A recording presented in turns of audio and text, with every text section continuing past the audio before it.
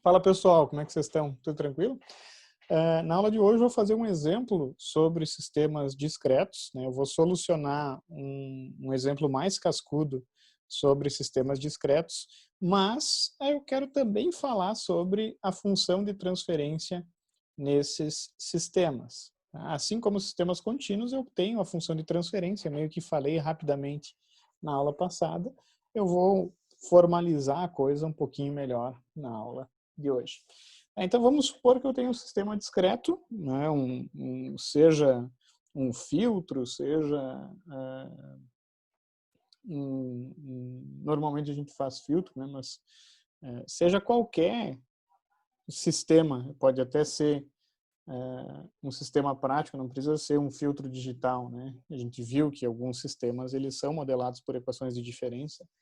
Então, o nosso exemplo que a gente vai resolver é o sisteminha modelado por essa equação de diferenças aqui, ó. Y n mais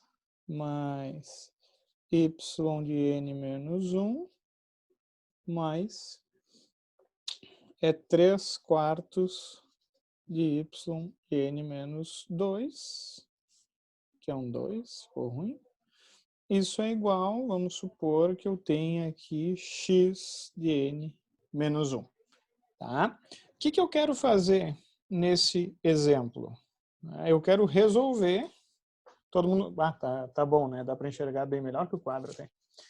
Eu quero resolver esse sistema considerando que as condições iniciais associadas a esse sisteminha discreto sejam nulas, ou seja, o meu y de menos 1 é igual a 0 e o meu y de menos 2 é igual a 0. Tá? Então, esse sistema, de fato, ele está sob condições iniciais nulas, ele está em equilíbrio inicialmente. E eu aplico aqui como entrada nesse sistema, acho que até pode ser o degrau, né? Pode ser o degrau. O meu x de n que eu aplico é u de n. Tá? Então, eu quero a resposta do meu sistema a essa entrada. Tá? Vocês lembram que eu teria que fazer convolução se eu resolvesse no tempo, né? Mas a gente vai usar a transformada z. Se eu mostrar para vocês a transformada z, aqui eu até vou abrir o nosso formulário, que tem a tabela da transformada z no formulário, deixa eu mostrar para vocês aqui. Tá? Então aqui, pessoal, eu tenho as propriedades, os pares da transformada de Laplace e da transformada z, eu tenho as propriedades da transformada de Laplace e eu tenho as propriedades da transformada z. Então, o que acontece? Na aula eu mostrei um macetezinho, né, para não precisar ficar usando esses somatórios, que eles são um pouquinho chatos, né? Mas uma coisa interessante é que esses somatórios aqui, nas propriedades do deslocamento, tanto para a esquerda quanto para a direita, eles só vão existir se há a presença de condições auxiliares ou condições iniciais. Tá? Como eu estou resolvendo aqui um exemplo sobre um sistema que não tem condições iniciais, porque as condições iniciais são nulas, eu não vou me preocupar com essas condições iniciais que aparecem na propriedade do deslocamento tanto para a direita quanto para a esquerda. Tá? Isso é análogo ao que acontecia com a transformada de Laplace. Ó. A transformada de Laplace, eu vou ter essa série de termos se existem condições iniciais. Tá? Se as condições iniciais são nulas, todos esses termos aqui, ó, eles vão zerar, conforme vocês já sabem. Né? Então, só para vocês perceberem que fica mais fácil de resolver quando eu tenho condições iniciais nulas, quando eu utilizo a propriedade do deslocamento na transformada z. Então, o que eu vou fazer? Eu vou aplicar a transformada z na equação de diferença. Tá? Lembrando que um deslocamento para a direita é uma multiplicação por z na menos o deslocamento. ou eu posso pensar que é uma divisão por z também, tanto faz, né? Então, aplicando a transformada z na equação de diferença, eu vou ter como resultado a transformada z de yn é y de z, mais a transformada z de yn menos 1, olhando na tabela, é z na menos 1, y de z, e eu teria aqui as condições iniciais que elas vão todas zerar, então eu não preciso me preocupar. Mas eu teria, de fato, aqui, mais y de menos 1 só, que vai zerar. Tá? Então, o que é uma coisa bem fácil quando eu trabalho com a transformada z, se eu não tenho condições iniciais? Simplesmente a transformada z do sinal deslocado vai ser a transformada do sinal não deslocado vezes z na alguma coisa, onde essa alguma coisa é literalmente o deslocamento. Tanto avanço quanto atraso, isso vai funcionar, que fique claro, tá, pessoal? Mas, enfim. Mas, seguindo aqui a transformada, 3/4 de z na menos 2, yzão de z. Desculpa que ficou rasurado esse y aqui, um y, né? E eu seguiria se eu tivesse mais atrasos, né? Isso aqui vai ser igual, e aqui que vem um cuidado. X não diz respeito a condições iniciais da saída do sistema, né? Então eu tenho que cuidar. A transformada z de x de n menos 1 seria z na menos 1, x de z, mais x de menos 1. Tá? Como o x de n é o de n, o x de menos 1 vai zerar para o sinal. Tá, pessoal? Lembrem-se que o meu degrau, ele é esse sinal aqui, né? Aqui é 0, 1, 2, 3, aqui é 3 pontinhos. Em menos 1, ele está zerado. Tá? Então, o x de menos 1 é 0. Em resumo, pessoal, entre aspas, hein, as condições iniciais, né, os x de menos 1, x de menos 2, x de menos 3, para os deslocamentos da entrada, se o sinal for causal, e a gente vai limitar a nossa análise a isso, se o sinal for causal, sempre vão zerar também. Tá? Então, eu nunca vou ter esses termos x de menos 1, x de menos 2, né? Eu sempre vou ter 0 neles. Então, é um facilitador também. Então, vai ficar z igual a z na menos 1, x de z. Tá? Bem importante, ó. Tem um atraso, gerei uma multiplicação por z na menos 1. Aqui, 2 atrasos é z na menos 2. Um atraso em x, z na menos 1. Tá? Barbado. O que tu vai fazer agora? Como o teu objetivo é encontrar y de n, tá? Eu isolo o y de z e encontro a transformada desse sinal. Tá? Mas eu vou esperar um pouquinho para substituir a transformada da entrada. Vocês vão entender por que agora, porque é uma aula também sobre funções de transferência.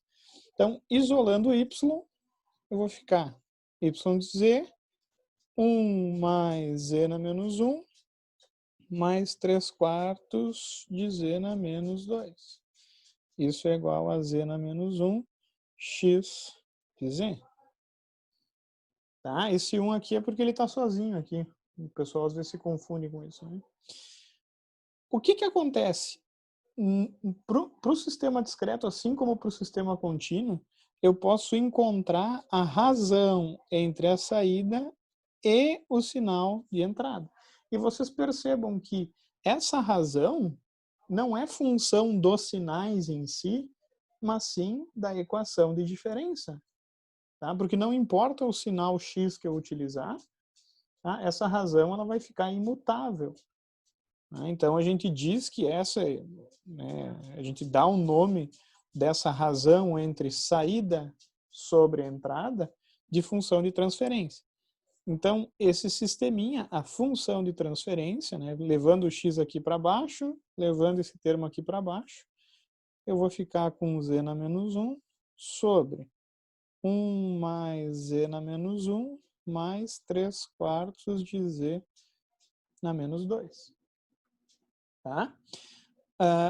Bem importante, essa função de transferência, ela me diz como as componentes de frequência do sinal de entrada são modificadas para gerar a saída. Né? E muitas vezes, eu até não me lembro de ter comentado isso em sistemas contínuos, né?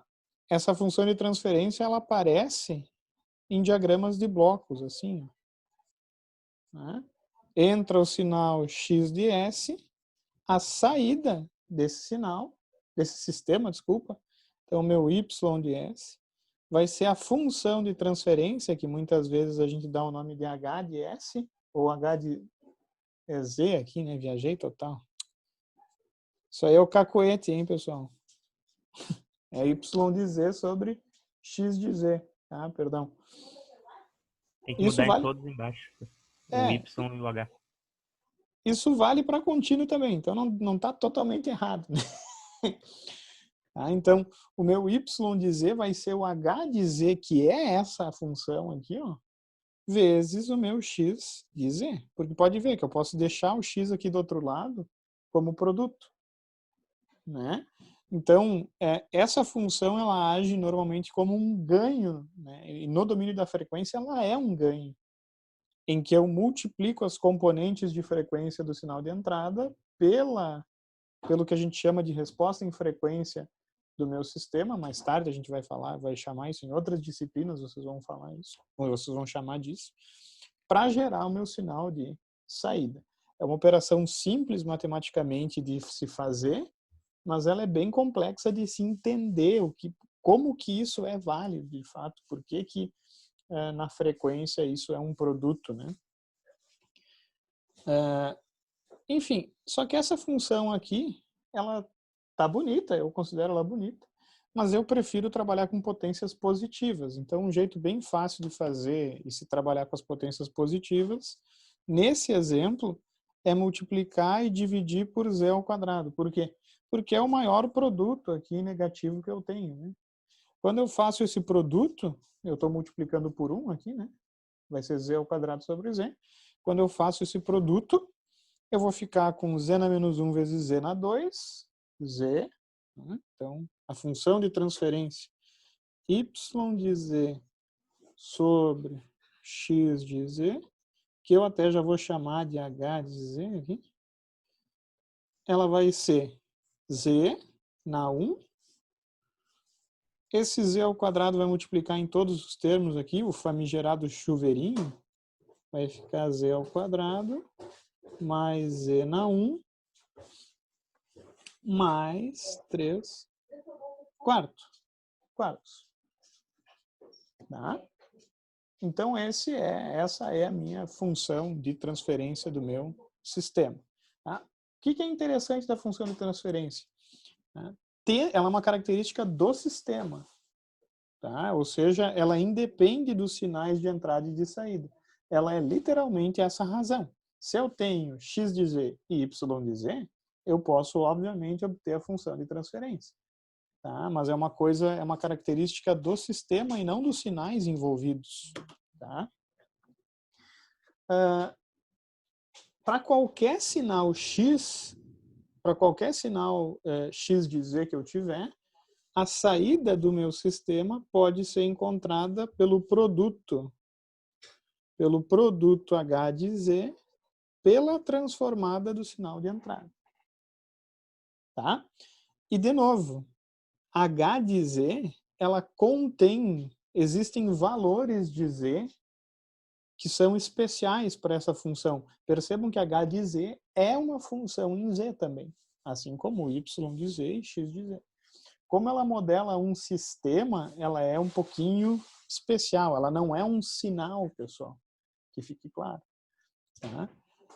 Por isso que a gente atribui denominações para esses valores singulares da função de transferência.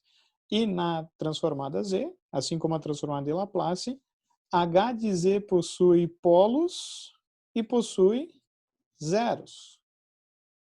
Tá? Os polos da função são os valores em que h de z tende para infinito. Tá? Os valores de Z que fazem H de Z tender para o infinito. E os zeros, obviamente, são os valores de H de Z tendendo para zero. Então, se eu tenho um valor de Z que faz H de Z tender para zero, eu chamo esse valor de zero. Se eu tenho um valor de Z que faz H de Z tender para infinito, eu tenho um polo. Tá? Por que esses carinhas são especiais? Tá? Porque se eu trabalho na frequência de um zero, se eu analiso um zero, essas componentes de frequência que coincidem com os zeros da função de transferência, elas não são passadas para a saída. Né? Então, na verdade, a função, esse sistema, ele nega, digamos assim, ele não é nem questão de atenuar, ele zera, de fato, essas componentes na saída. E os polos, o que são os polos? Os polos, eles são aqueles valores de frequência que o sistema gosta de responder.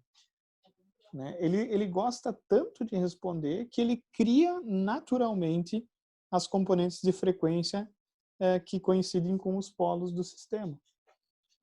Tá? Então, os polos, pessoal, não é questão de ser mais ou menos importantes, mas os polos, a importância dos polos é que o sistema naturalmente gosta dessas frequências.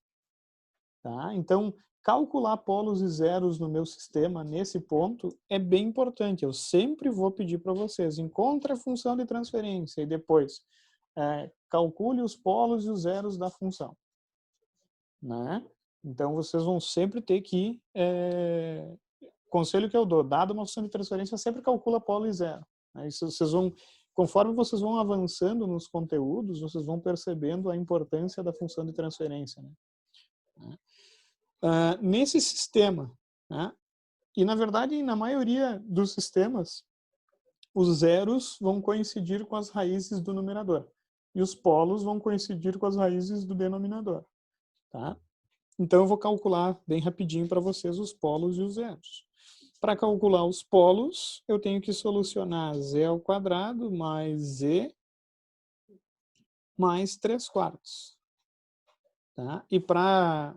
Isso é igual a zero, né? Tenho que achar as raízes. Tchau, gurias. Um beijo para vocês. Se cuidem. Desculpa aí, pessoal, estava me despedindo das gurias. E para calcular os zeros, eu vou ter que solucionar z igual a zero. Bom, não é nenhuma solução, né? Esse sisteminha ele tem um zero na origem. O valor de z que zera essa função é zero. Né? Para calcular os polos, vão dar um pouquinho mais de trabalho, né? Mas como eu já sei, eu já vou colocar o resultado. Os polos desse sistema estão localizados em -1 meio. Né? Deixa eu conferir se era isso mesmo, tenho quase certeza que sim. Né? Em -1 meio, mais ou menos j, raiz de 2 sobre 2. Vocês podem até calcular aí para verificar. Mas esses são os polos e esse aqui é o zero da função de transferência. E já vou falar para vocês também uma coisa importante. Né? Existe o que a gente chama de diagrama de polos e zeros desse sistema. Tá? E é bem simples a ideia. Eu vou colocar os zeros como boletas. Então, eu tenho um zero na origem e eu vou colocar os polos como xizinhos. Tá? Então, os polos estão localizados em -1 meio. Raiz de 2 sobre 2 é quase 1, né? Não, mas é menor do que 1, né? 0,7. Então, aqui, mais ou menos, né? Então, os polos desse sistema, eles estão mais ou menos aqui. E é uma coisa bem importante vocês já se acostumar. Está aqui o círculo unitário, desenhado terrivelmente. Eu desenhei mal esses polos, na verdade. Eles não estão bem certinhos. Mas uma coisa bem importante, a estabilidade de sistemas discretos se avalia pelos polos, pela localização dos polos. Né? Como esses polos estão dentro do círculo, eu posso afirmar que esse é um sistema estável. Né? Mas isso, se Deus quiser, a gente vai falar na nossa próxima aula. Tá?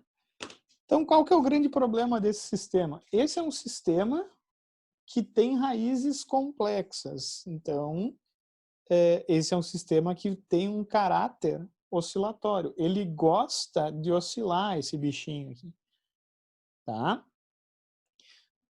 E é isso que vai dificultar um pouquinho também na hora de fazer as frações parciais, que é de fato resolver. Tá? Mas eu já quero trazer para vocês um pouquinho mais sobre a função de transferência. Já quis trazer um pouquinho mais sobre a função de transferência nessa aula. Para resolver o meu problema original, que é para encontrar yn, eu tenho que descobrir primeiro a transformada do sinal de entrada, x de z. Porque se eu tenho h de z, se eu tenho x de z, bom, eu tenho y. Tá? E o meu x de z, por ser um degrau, né, ele já está tabelado. A transformada a transformada z, desculpa, do meu degrau unitário, a gente viu já na última aula que é z sobre z menos 1. Tá na tabela. Até vou mostrar para vocês a tabelinha. Pares da transformada z. Então, o de n, z sobre z menos 1. Tá?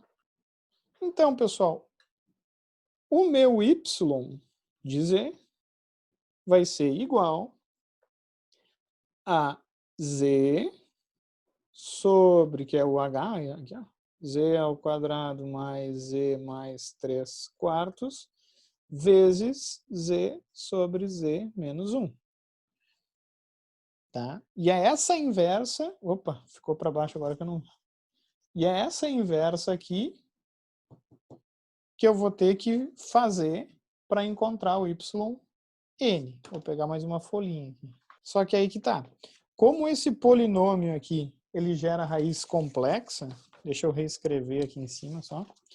Como o polinômio gera raiz complexa, eu aconselho vocês a usar uma forma diferente, né? E na verdade não, né? Já explico, peraí. Como esse carinha tem raízes complexas, a gente sabe que as raízes são menos 1 meio mais ou menos j raiz de 2 sobre 2, tá? Eu sei que essas raízes aqui, na inversa, elas vão gerar senos e cossenos. Tá? Não tem como evitar. Porque o único denominador que gera raiz complexa são denominadores associados a termos oscilatórios. Na verdade, é porque z na n é oscilatório quando z for complexo. Tá? A gente já estudou isso, né? É uma característica da exponencial discreta, assim como da exponencial contínua. Só que na aula passada, ou na aula retrasada, eu comentei que, enquanto essa representação ela é conveniente, né? Isso aqui é um raiz de 2, tá, pessoal? Enquanto essa representação ela é conveniente para sistemas contínuos, ela não é tão conveniente para sistemas discretos. Por quê? Porque para sistemas discretos, o que faz crescer ou decrescer é o módulo. E quem me diz a frequência da oscilação é a fase. Então, seria bem conveniente nesse ponto eu calcular módulo e fase desses polos, né? Porque são os polos do sistema, né? Dessas raízes. Então, se eu pensar em menos 1 meio mais ou menos j raiz de 2 sobre 2, eu posso escrever isso e eu vou até usar aqui o MATLAB. Né? Lembrando que vocês podem usar o Octave em casa, tá, pessoal? Estou usando o MATLAB porque ele está aberto aqui. As raízes localizadas em menos 1 meio, mais ou menos, né? Vou colocar mais aqui, j raiz SQRT de 2 sobre 2. Essa raiz ela vai ter módulo, então estou calculando ABS, Z, né? 0,866, parece alguma coisa, parece raiz de 3 sobre 2 isso, né? Eu tenho a impressão. Raiz de 3 sobre 2, exatamente. Tá? Então, isso aqui é raiz de 3 sobre 2. E a fase dessa coisa aqui,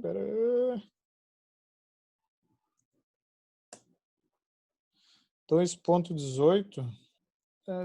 Vamos ver em graus quanto é que dá isso aqui. 125 graus. Não deu nenhum valor bonito, pessoal.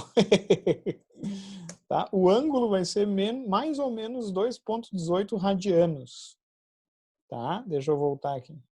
Então, isso aqui vai ser mais ou menos 2,18 radianos. Tá? Então, essa expressão aqui é muito mais útil para sistemas discretos. Se eu olhar a tabela da transformada Z, ó, pessoal, todos os termos da tabela, eles trabalham com um módulo do gama, que basicamente vai ser o módulo dessa raiz, e beta, que eu chamei, mas na tabela que eu mostrei na aula passada, eu coloquei o ômegazão, né? Tá? Então, só para vocês entenderem o que eu estou tentando buscar quando eu trabalho nessa forma de representar a raiz. Tá? Então, essa raiz aqui, ó, o módulo dela é raiz de 3 sobre 2. E o ângulo de fase, que numa tabela eu chamei de beta e na outra tabela eu chamei de ômegazão, é 2,18 radianos. Então, na verdade, quando eu tenho raiz complexa, eu tenho que basicamente calcular quem que é o módulo e quem que é o ângulo daquela raiz. E daí vocês podem ver que se vocês fizerem módulo vezes cosseno disso, vocês vão ter menos 1/2. E se vocês fizerem módulo vezes o seno disso, vocês vão ter a parte imaginária. Tá? Que é exatamente o que eu tenho aqui, ó.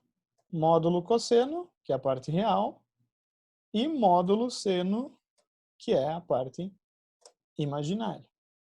Tá?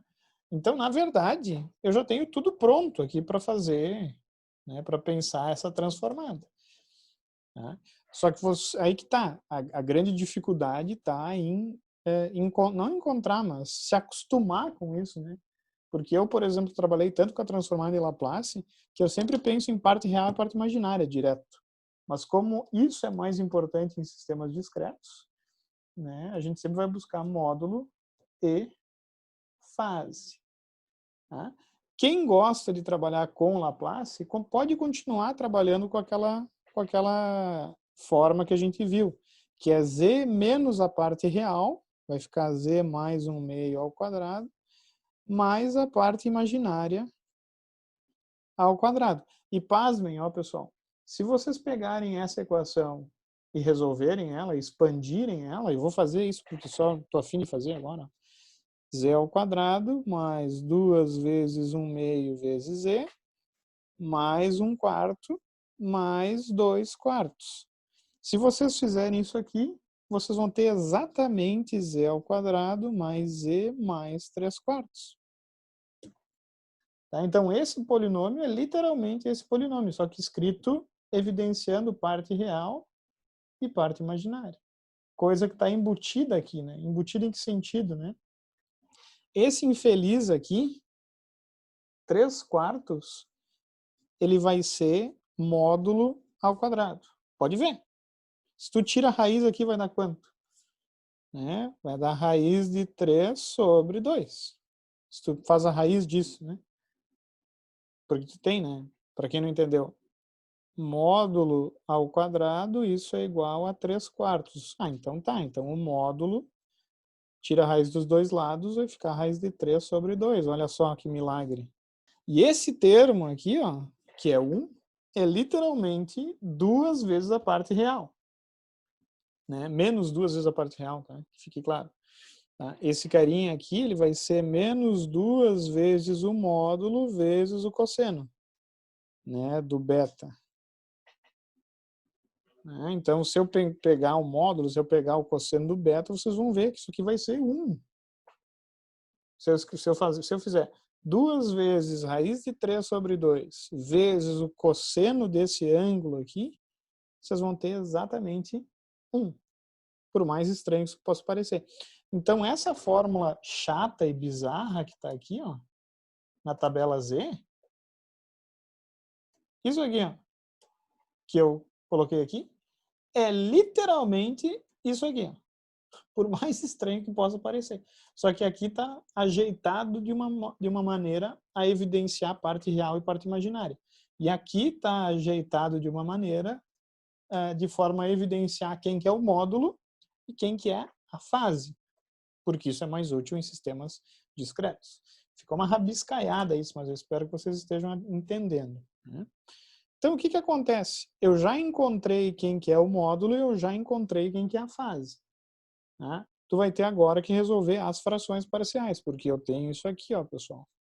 Y de z vai ser igual a z ao quadrado sobre z ao quadrado mais z mais 3/4 vezes z na menos 1.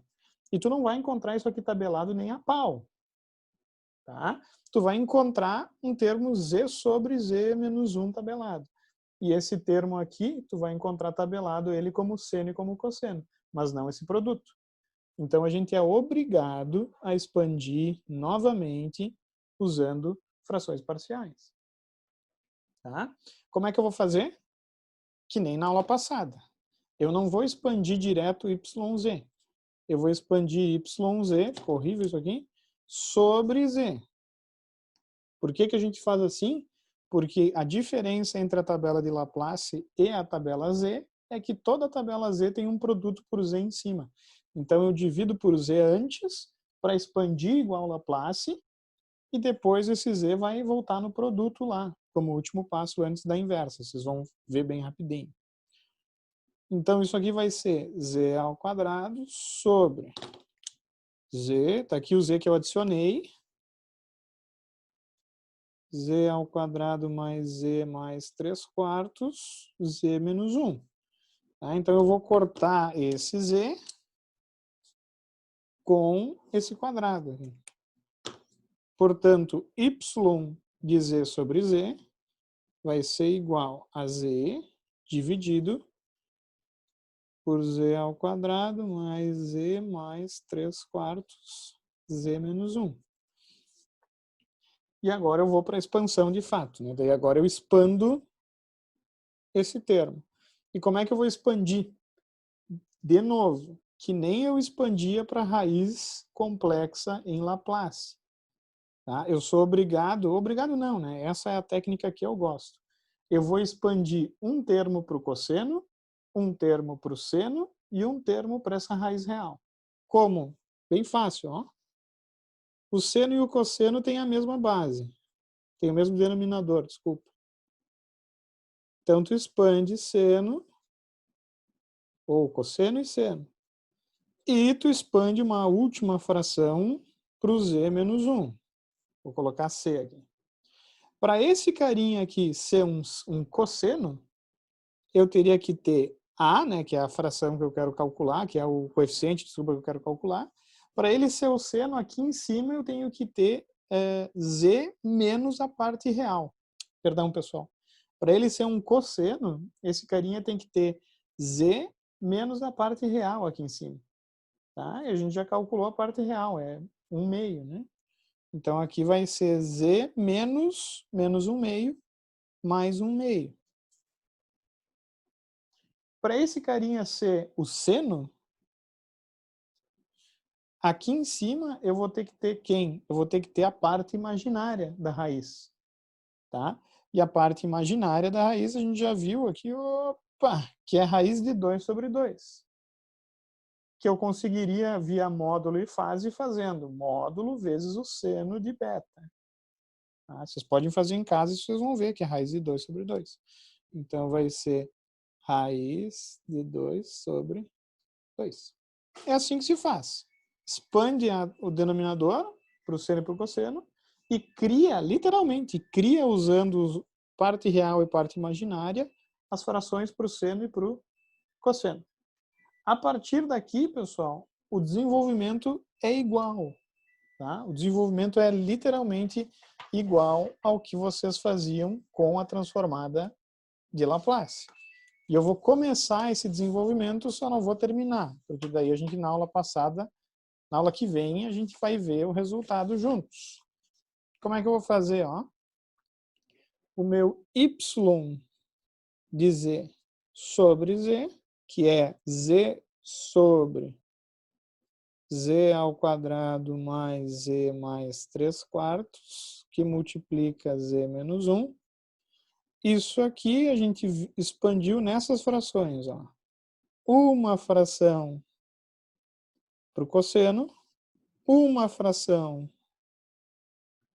para o seno, raiz de 2 sobre 2, desculpa, aqui é a raiz de 2, pessoal. Uma fração para o seno e mais uma última fração que ela se origina da entrada, né, do x. Essa fração, e aí que vem uma coisa interessante, essa fração se origina do x. O resto da resposta, y, veio totalmente da dinâmica do sistema, ou seja, ela veio dos polos. Tá? Daqui, tu vai encontrar o mínimo múltiplo, que é z ao quadrado mais z mais 3/4 z menos 1, e vai encontrar o numerador.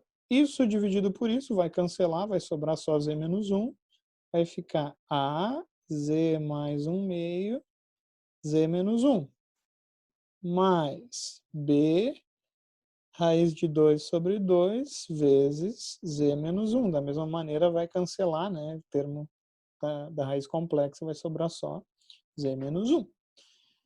E mais, isso aqui dividido vai cortar, vai sobrar esse termo aqui. Então, c vezes 1 vezes z ao quadrado mais z mais 3/4. Tá? E resumindo, pessoal, esse numerador do caralho aqui vai ter que ser igual a esse numerador. Então, eu tenho que encontrar A, B e C para essa igualdade, né, ser verdadeira. E mesma coisa, tu vai selecionar valores de Z, que nem eu fazia em Laplace. Eita, peraí que caiu um monte de coisa. Deu. Então, se eu escolher Z valendo 1, se eu fizer Z valendo 1, vai cancelar esse termo. Vai sobrar só esse termo igual a Z. Né? Lembre-se, porque esse numerador tem que ser igual a Z aqui em cima. Senão, eu estou me esforçando justo para isso. Né? Isso aqui é igual a isso aqui, que é igual a isso aqui. Né? Então, se eu substituir Z por 1, vai ficar C vezes 1, C não, Z, né? 1 mais 1 mais 3/4. E isso aqui tem que ser igual a Z. Como eu tenho Z igual a 1, é igual a 1. Né? Então, vai ficar 3, 4, 2, 2, 8, 9, 10, 11. 11 quartos.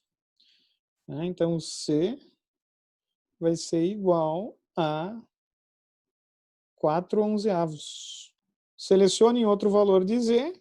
Né? Vamos fazer Z aqui igual a... Cara, eu acho que um valor fácil é Z igual a 0, né? Se eu faço Z igual a 0, eu vou ter, ó, A vezes menos 1 meio. Então, menos 1 meio de A.